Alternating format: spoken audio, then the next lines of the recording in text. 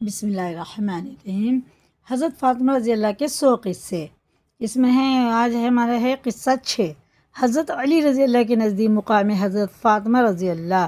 حضرت فاطمہ رضی اللہ کا مقام حضرت علی رضی اللہ کے نظر میں کیا ہے؟ حضرت عروہ رضی اللہ تعالیٰ عنہ نقل کرتے ہیں کہ نبی کریم صلی اللہ علیہ وسلم کی زوجہ محترمہ حضرت عائشہ رضی اللہ تعالیٰ عنہ فرماتی ہے کہ حضور صلی اللہ علیہ وسلم جب مکہ سے مدینہ تشریف لے آئے تو آپ صلی اللہ علیہ وسلم کی صاحبزادی حضرت زینب رضی اللہ تعالیٰ عنہ مکہ سے کنان یا ابن کنانہ کے ساتھ روانہ ہوئی اور مکہ والے ان کی تلاش میں نکل پڑے۔ ٹھیک ہے۔ چنانچہ حبار بن اسود ان تک پہنچ گیا۔ حبار بن اسود ان تک پہنچ گیا اور اپنا نیزہ ان کے اونٹ کو مارتا رہا یہاں تک کہ ان کو نیچے گرا دیا، جس سے ان کا حمل ساقط ہو گیا، یعنی پریگننٹ تھی، بچہ پہلے ہی ختم ہو گیا ان کا۔ بنو ہاشم اور بنو امیہ کا ان کے بارے میں آپس میں جھگڑا ہو گیا۔ بنو امیہ کہتے تھے کہ ہم ان کے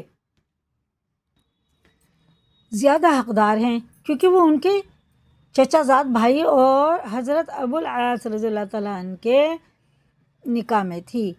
آخر میں یہ ہندہ بنت عتبہ بن ربیع کے پاس رہتی تھی اور وہ ان سے کہا کرتی تھی کہ یہ سب تمہارے باپ یعنی حضور صلی اللہ علیہ وسلم کی وجہ سے ہوا ہے۔ حضور صلی اللہ علیہ وسلم نے حضرت زید بن حارثہ رضی اللہ تعالیٰ عنہ کو فرمایا کہ تم مکہ جا کر زینب کو لے آؤ۔ کیوں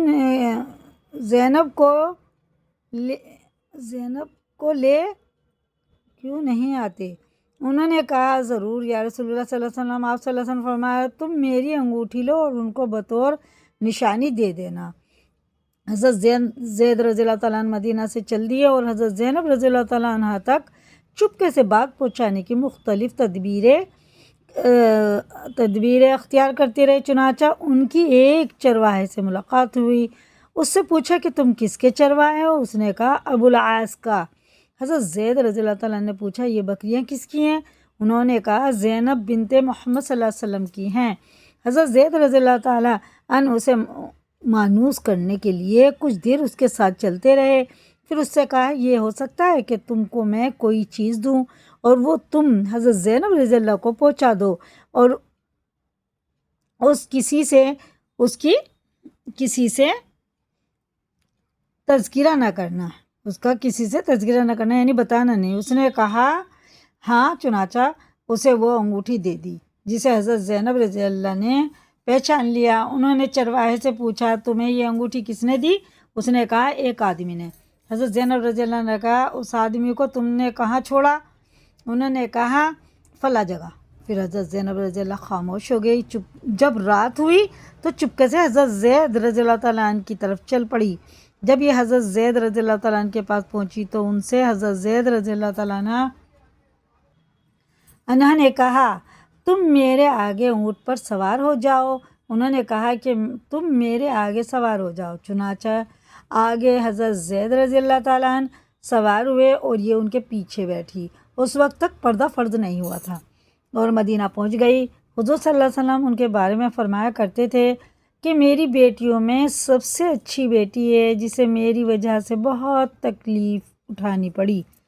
جب یہ حدیث حضرت علی بن حسین رضی اللہ تعالیٰ عنہ تک پہنچی تو وہ حضرت عروہ کے پاس آئے اور ان سے کہا کہ وہ کون سی حدیث ہے جس کے بارے میں مجھے خبر ملی ہے کہ تم اسے بیان کر کے حضرت فاطمہ رضی اللہ کا درجہ کم کرتے ہو؟ حضرت عروہ نے فرمایا اللہ کی قسم مجھے یہ بات بالکل پسند نہیں ہے کہ جو کچھ مشرق اور مغرب کے درمیان ہے وہ سب مجھے مل جائے اور میں اس کے بدلے میں حضرت فاطمہ رضی اللہ کا ذرا سا بھی درجہ کم کروں۔ بہرحال میں آج کے بعد یہ حدیث کبھی بیان نہیں کروں گا۔